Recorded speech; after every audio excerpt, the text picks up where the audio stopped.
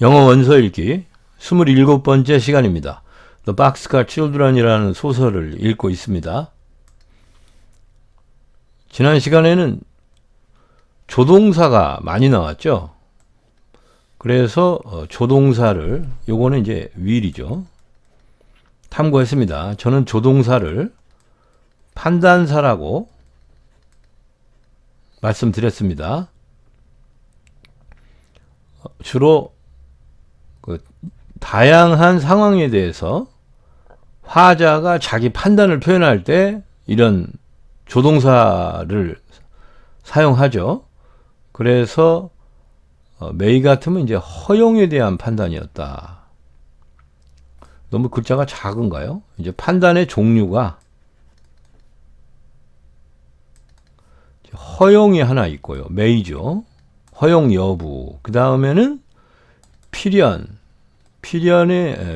반드시 그렇게 해야 하느냐 안 해야 하느냐 필연 여부가 있었고, 그 다음 요 can은 저는 이제 여건이 되느냐 가능이라고 주로 표현하는데요. 이 가능이라고 표현하게 되면 can과 may가 좀 구분이 애매해져서 말이죠. 그런 게 있었고, will은 이제 작정, 의지, 정입니다. 정, 의지 이런 표현이었죠. 그래서 주로 미래 표현에도 will을 쓴다고 말씀드렸고요. 그리고 또 before가 공교롭게도 또 3번이나 나왔죠. before, 여기도 before, 여기도 before.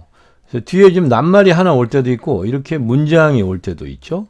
그래서 뭐뭐 전에, 여기서 then은 이제 그 당시를 뜻해서 그때 전에 이런 뜻이죠. 그리고 which way to go, 그래서 이렇게가 한 덩어리고 이렇게가 한 덩어리입니다. 그래서 어느 길인데 가야 할 어느 길. 그래서 way를 to go가 부연 설명해서 to go가 이제 명사를 부연 설명하는 형용사로 쓰였죠. 형용사적 용법에 해당합니다. 투부정사에. 이런 내용을 탐구를 했습니다. 자, 지금 상황을 한번 되짚어 보면요. 아이들이 이제 도망을 나와서 길을 떠났어요. 그래서 해리가 자기 판단으로 앞으로 어떻게 하는 게 좋겠다 하고 지금 의견을 제시하는 거죠. 아줌마가 깨기 전에 우리가 최대한 멀리 가 있자 라고 이제 제안을 했습니다. 그럼 이제 애들은 이제 오빠 말을 들어야겠죠. 틀린 말도 아니고. 그래서 오늘 공부할 문장인데요. 오늘은 제가 한 문장 더 하려고 이제 한 문장, 두 문장, 세 문장, 네 문장. 보통 세 문장 했는데 오늘 한 문장을 더 넣습니다. 그래서 좀 촘촘하게 쓰여 있네요. 자, 첫 문장을 자세히 좀 보면요. 오빠 의견이 틀린 건 없죠. 그래서 서술어가 지금 agreed죠. agreed가 동의했다. 그래서 누가 동의했다 면 문장이 끝납니다. agreed는 그냥 주어만 있으면 그대로 문장이 완성이 돼요. 더 이상의 다른 요소가 필요 없죠. 그래서 제스가 동의했다. 오빠 말에 동의했다는 거죠. 그리고 그 다음 서술어가 이제 walked입니다. 동의했고, 그들 4명인데 엄밀히 따지면 3명이겠죠. 왜냐하면 베니를 지금 헨리가 carry, 안고 가기 때문에 업고 가든지 안고 가든지 좌우간. 그림에서는 이제 안고 갔었죠. 안고 가니까 걷는 건 3명이겠죠. 그래서 3명이 걸었다가 내용입니다. 그러면 사실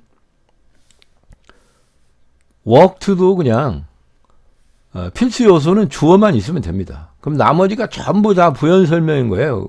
그래서 all은 그들 모두가 이제 they를 부연 설명한다고 볼 수 있겠네요. 그리고 여기 지금 부연 설명이니까 ly 부사겠죠. 이것도 뭐 해석을 하지 않아도 됩니다. along도 사실 along은 전치사예요.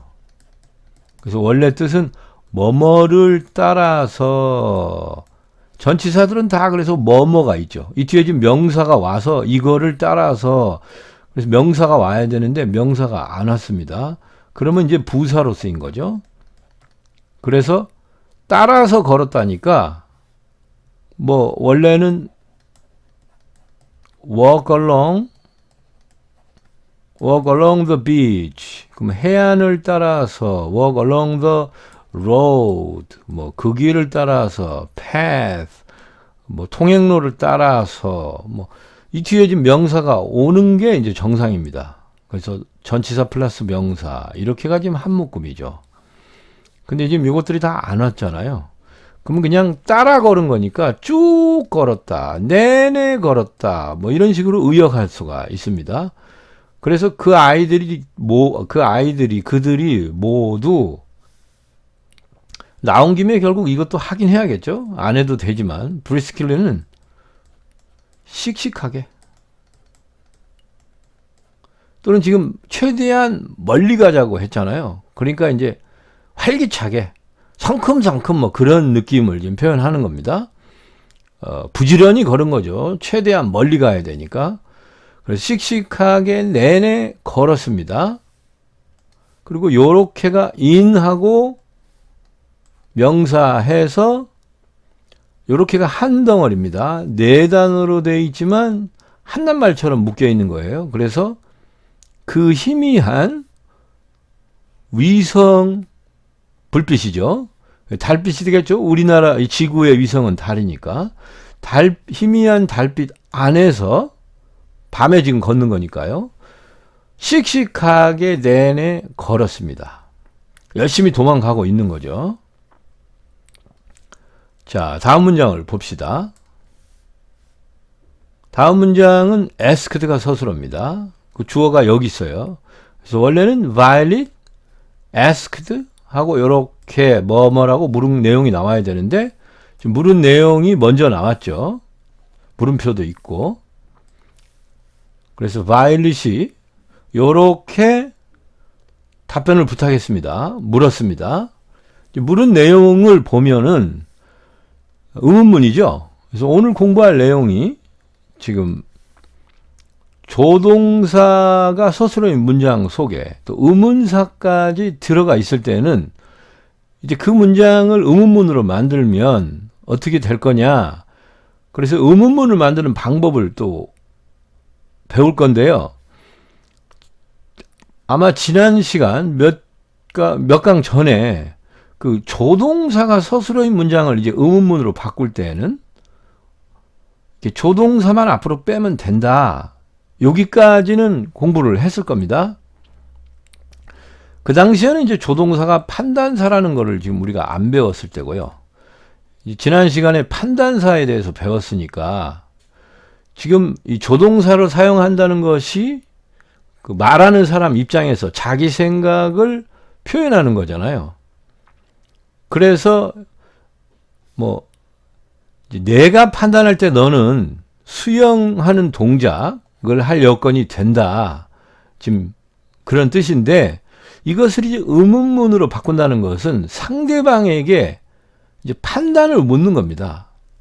그래서 네가 생각할 때 너는 수영하는 동작을 할 여건이 되느냐 하고 묻는 거니까 질문의 핵심이 결국 뭐냐면 네 판단을 묻는 거죠. 상대방의 판단을. 그 중에서도 이제 가능 여부에 대한 판단을 묻는 거죠. 되겠냐 안 되겠냐 하는 걸 묻는 거니까 질문의 핵심이 되냐 안 되냐입니다.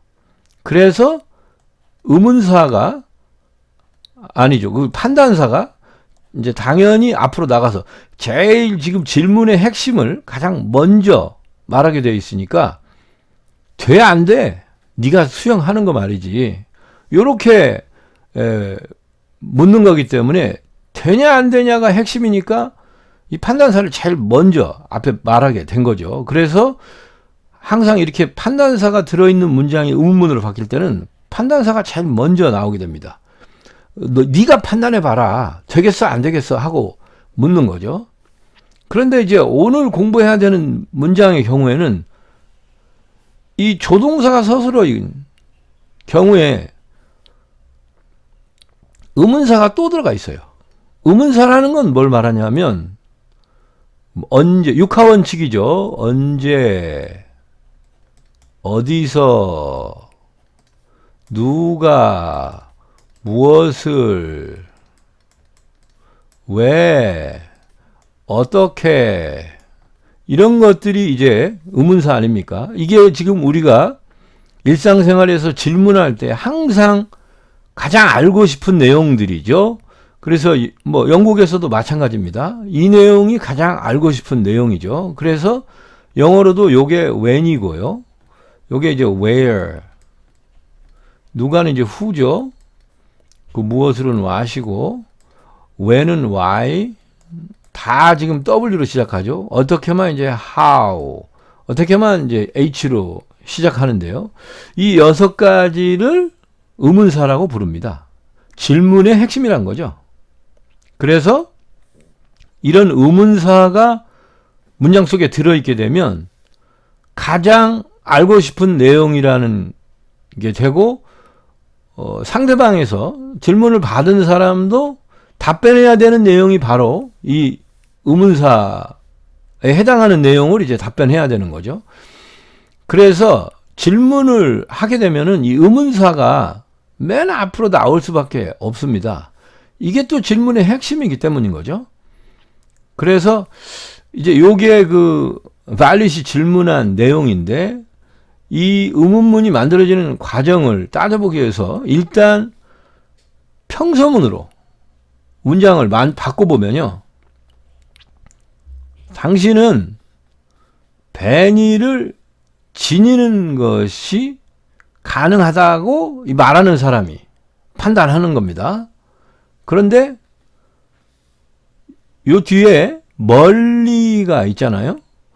멀리를 부연 설명을 하기 위해서 이 자리에는 아마 뭐 아주 멀리 또는 약간 멀리, 그래서 뭐 very far라든가 so far라든가 뭐 little bit far라든가 어떤 수식어들이 들어갈 수가 있습니다. 그러면 당신은 베니를 그렇게나 멀리 지니고 가는 것이 가능하다. 지니고 갈 여건이 된다.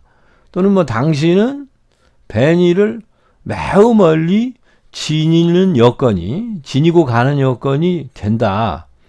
이것이 이제 평서문의 입장인데 이것이 이제 의문문으로 바뀌는 과정을 살펴보면요. 도대체 그 여건이 될 것 같냐 안 될 것 같냐 하고 묻는다면 당연히 판단사가 앞으로 나와야겠죠. 그래서 네가 베니를 뭐 여기에는 지금 뭐가 들어갈지 모르겠어요. 그래서 이제 very나 so나 이런 게 들어갈 건데 좌우간 어느 정도 멀리 지니고 가는 게 가능하겠어 안 가능하겠어 하고 물을 수 있죠. 그래서 can이 앞으로 나오면 일단 의문문이 된 겁니다. 근데 2단계에서는 되냐 안 되냐의 판단을 묻는 거죠. 네가 판단해봐라. 이게 되겠어 안 되겠어 하고 판단을 묻는 단계가 2단계고요.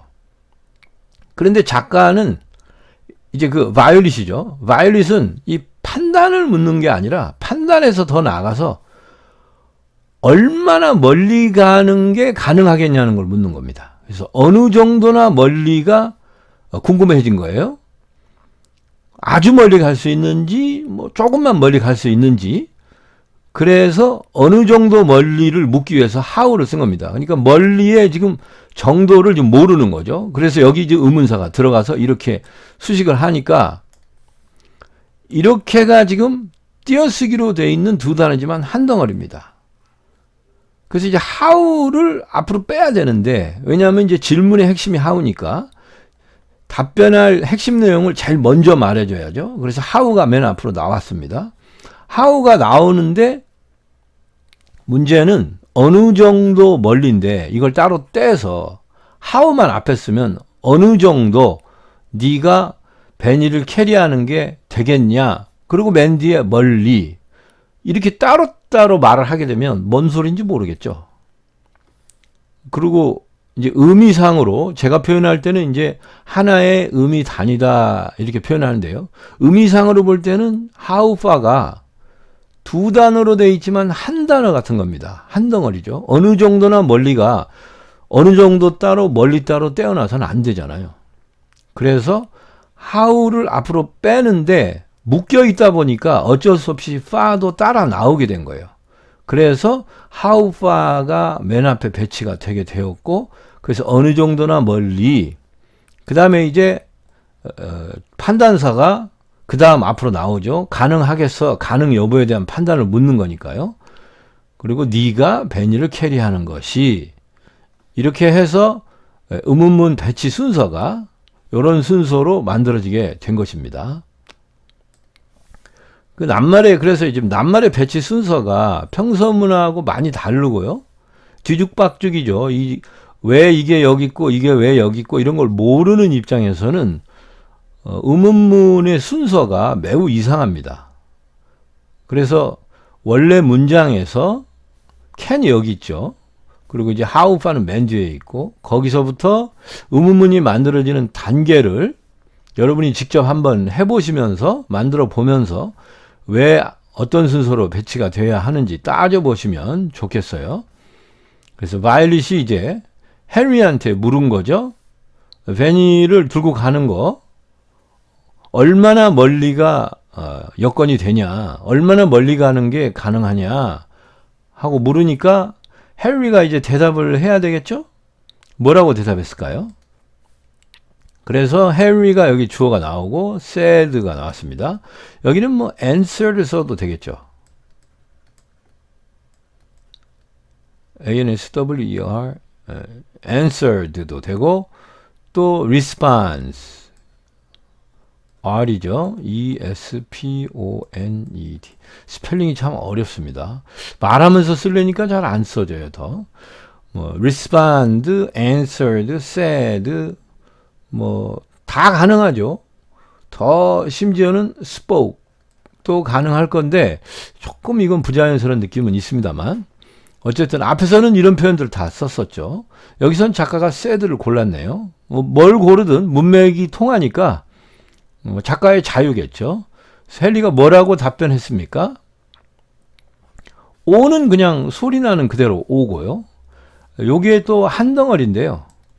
이게 가장 작은 에서 최소를 뜻합니다. 그리고 at는 에서죠. 어디에서. 그래서 이 뒤에 거와 한 덩어리죠. 전치사로서. 그래서 at least가 최소에서니까 최소한이라는 뜻입니다.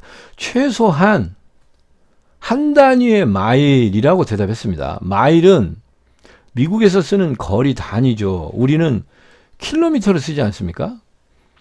근데 이제 영국이나 미국은 마일을 쓰니까 조금 이해하기가 어렵습니다. 우리가 1마일은 내가 최소한 간다 이렇게 대답한 건데요. 1마일이 킬로미터로 하면 1.6km라고 합니다. 1.6km면은 1600m죠. 그 1600m면 거리가 이렇게 트랙 경기장, 달리기 하는 육상 경기장이 한 바퀴가 400m니까요. 400m니까 1600m면은 4바퀴 아닙니까? 그러니까 헨리가 베니를 안고 여기를 4바퀴 정도는 내가 briskly 하게, 씩씩하게 walk along 할 수 있다. 내내 걸을 수 있다. 이런 얘기죠. 그러면 상당히 많이 걷는 거죠. 여기 4바퀴. 그리고 뒤에 이제 또 다른 문장이 왔는데요. 요게 지금 접속사입니다. 그래서 비록 뭐뭐지만 뭐뭐임에도 불구하고 해서 뒤에 문장이 와요. 그래서 문장이 이제 were가 서술어가 온 걸 보면 문장이죠. 그래서 뭐가 요 상태로 존재했다 그런 뜻이죠. 그래서 그의 팔들이 시작하는 중인 상태였죠. 근데 begin이 시작하다라서 이제 문장 자체로는 서술어가 were니까 주어 나오고 보어 나오고 뭐가 뭔 상태로 존재했다. 주어 나오고 상태 나오면 문장은 끝난 거죠. 그래서 were로 구성되는 문장은 완성이 됐습니다. 두 개의 필수 요소만 있으면 되니까요. 그런데 이제 의미상으로는 시작하는 중인이 들어가 있기 때문에 뭘 시작하는지 의미상으로는 이제 비긴의 목적어가 또 필요합니다. 그래서 여기가 지금 이 문장에서는 사실 목적어는 필요 없습니다만 서술어가 were니까 의미상 beginning의 목적어가 따로 필요한 거죠. 제가 이제 목적어라는 용어를 자꾸 쓰니까 문장 자체에 목적어가 필요한가 이렇게 오해를 하실까 봐서 조금 걱정스러운데요. beginning의 의미상 목적어가 문맥상으로 볼 때 beginning의 목적어가 필요하다는 얘기죠. 설명이 자연스럽지가 않네요. 자, 그래서 begin의 목적어 자리에는 목적어는 언제나 명사만이 목적어를 담당할 수 있습니다. 그러니까 여기 to 플러스 동사, 투부정사죠. 투부정사가 명사로 쓰인 셈입니다. 그래서 명사적 용법에 해당하고요. ache가 아프다라는 뜻이라서 to ache는 아프기라고 해석하면 되겠습니다. 그러면 아프기 시작하는 중이었어요. 그의 팔들이 비록 그의 팔들이 아프기 시작하는 중이었지만 해리가 요게 이제 요거를 부연 설명하는 부사죠. confident가 형용사입니다. 형용사에 ly 붙였으면 부사겠죠. 그래서 자신 있게 확신에 차서 말했습니다. 자신 있게 말했어요. 최소한 1마일은 내가 가지라고. 동생들을 안심시키기 위한 건가요? 자기 팔은 지금 점점 아파하고 있는데도. 자, 그리고 다음 문장을 보면 두 문장 모두 서술어가 was죠. 그러면 필수 요소가 하나, 둘 있어야 되겠네요. 뭐가 뭔 상태로 존재했다. 여기도 뭐가 뭔 상태로 존재했다. 그래서 앞에 주어가 베니가 나오고 뒤에가 상태가 올드가 나왔습니다. 베니는 올드는 늙은이라는 뜻인데 또는 오래된 이런 뜻이죠. 그래서 베니는 오래된 상태입니다. 그런데 얼마나 오래됐냐? 5년이 5가 숫자가 복수니까 S가 붙었죠. 5년 늙은 5년 오래된 상태입니다. 그러면 요게 이제 5살이 되죠. 5 years old가 5살입니다. 여기 주로 뭐 2 years old, 3 years old 해서 앞에 숫자만 바뀌고 이게 나이를 표현하는 문구로서 돼 있죠. 이런 것들을 그냥 암기할 수도 있습니다만 각각의 낱말들의 뜻을 정확히 풀어보면 결국 그 뜻이 됩니다. 그래서 수거를 외울 필요가 없죠. 5년 오래된이면 결국 5년 오래된 거면 5살 된 거죠. 베니가 5살이고 또 그는 뭔 상태입니까? 어가 나왔어요. 그러면 이번엔 보어 자리에 앞에서는 이제 형용사가 왔습니다만 여기서는 한 단위의 명사가 필요하겠죠. 여기 명사가 있네요. 그래서 그는 한 단위의 소년이다. 한 소년이죠. 그런데 어떤 소년인지 부연 설명을 넣느라고 어와 보이 사이에 이제 형용사들이 들어갔습니다. 그래서 요것은 살찐, 살입니다. 살찐, 그리고 health가 건강이라서 건강한, y를 붙이면 형용사가 되죠. healthy boy. 그러면 he was a boy면 이제 문장은 끝난 거죠. 필수 요소가 다 나왔습니다. 어와 boy 사이에 형용사를 넣었으니까 뭐 이 전체를 보어로 봐서 이렇게를 한 덩어리로 보면 되겠습니다. 베니는 살찌고 건강한 소년입니다. 그리고 그러면 이제 as well은 결국 문장의 뼈대는 아닌 거죠. 부연 설명에 불과한 겁니다. 몰라도 상관이 없죠. 모르면 해석을 하지 않고 그냥 넘어가도 됩니다. 쭉 읽어 내려가는 데서는 이런 걸 자꾸 탐구하다가 책을 계속적으로 읽어 내려가는데 방해가 되기도 해요. 그래서 이제 모르면 굳이 안 읽어도 됩니다만 이제 저는 이제 설명을 드려야겠죠. 자, as는 우리가 한번 공부를 했습니다. 같은 정도, 또 만큼, 그런 뜻을 표현하죠. 그래서 죄송합니다. 제가 지금 뭘 건드렸어요. 옆에 그래갖고 이게 소리가 났네요. 원래는 as 그리고 이제 as가 이렇게 낱말 하나를 부연 설명을 하죠. 그래서 여기서도 그 정도로 well은 만족스러운 정도로 그냥 표현합니다. 그래서 잘이라고 해석할 수도 있고 상당히 꽤나 여러 가지로 의역은 됩니다. 주로는 잘이나 상당히 정도로 해석하면 되는데요. 그래서 as는 이제 well을 부연 설명해서 그 정도, 이 정도로 잘, 이 정도로 상당히 이런 뜻이고요. 구체적인 이제 정도는 뒤에 다시 와야겠죠.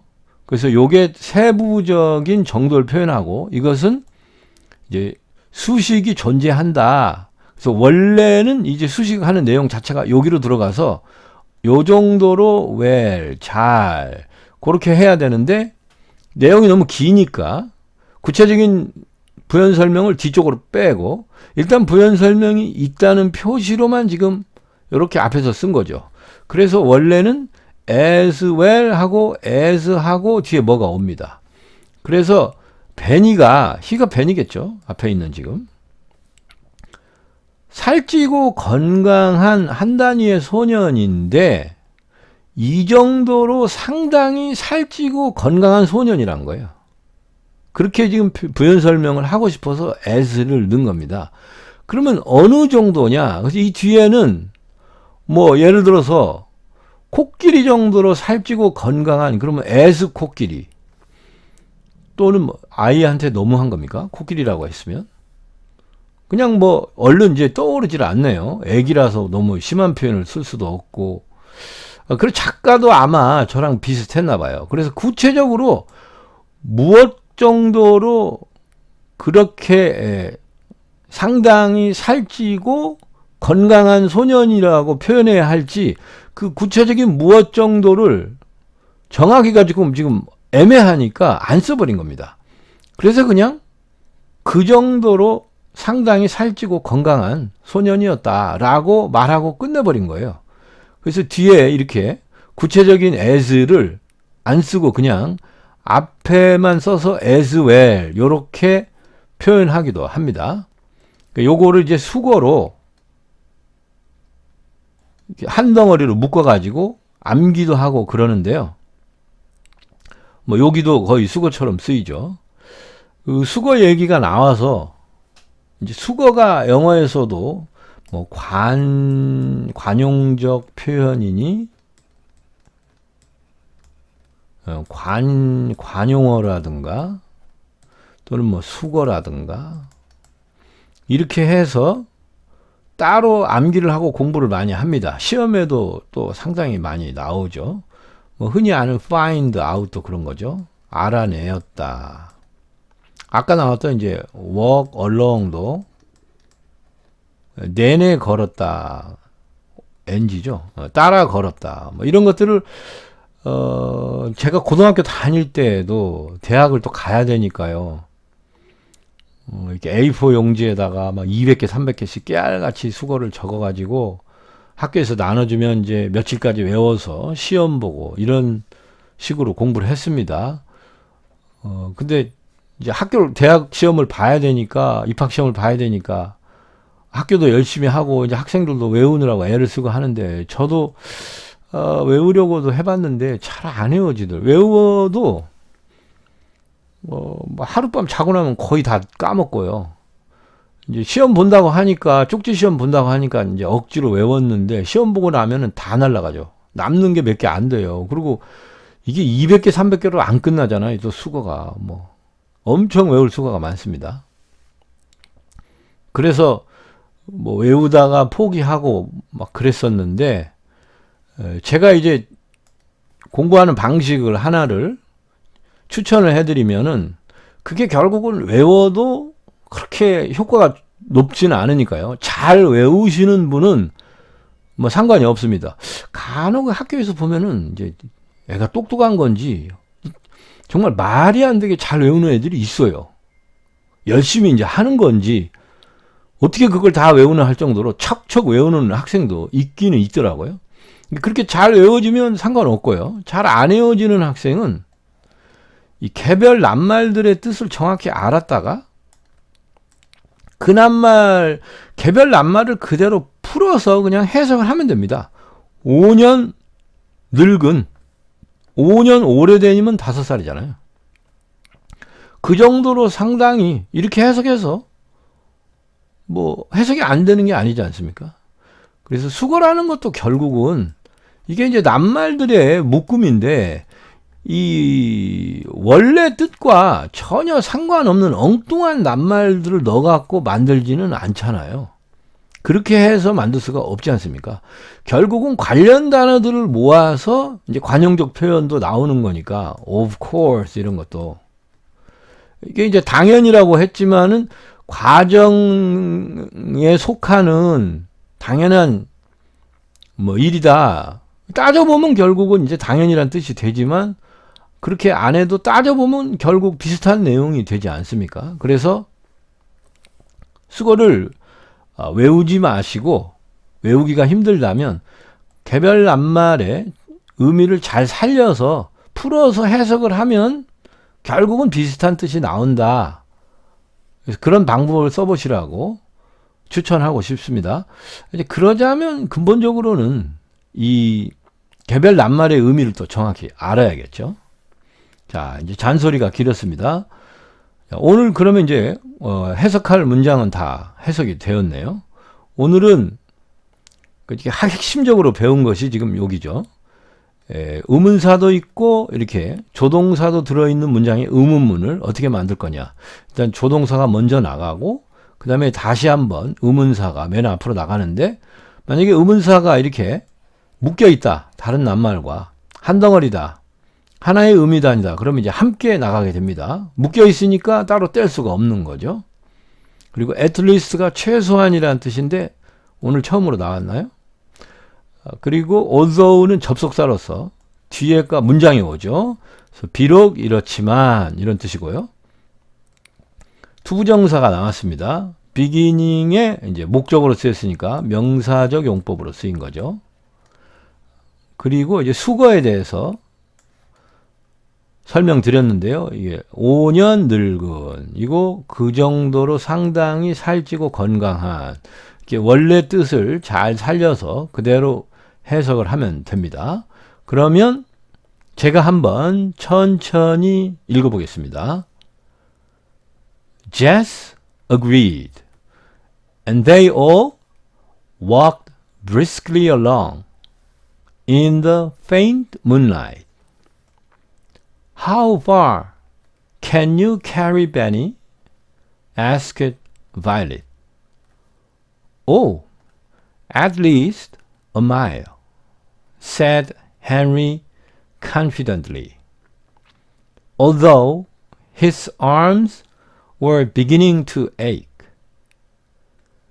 Benny was 5 years old, and he was a fat, healthy boy as well. 수고하셨습니다. 이 시간 강의는 이것으로 마치겠습니다.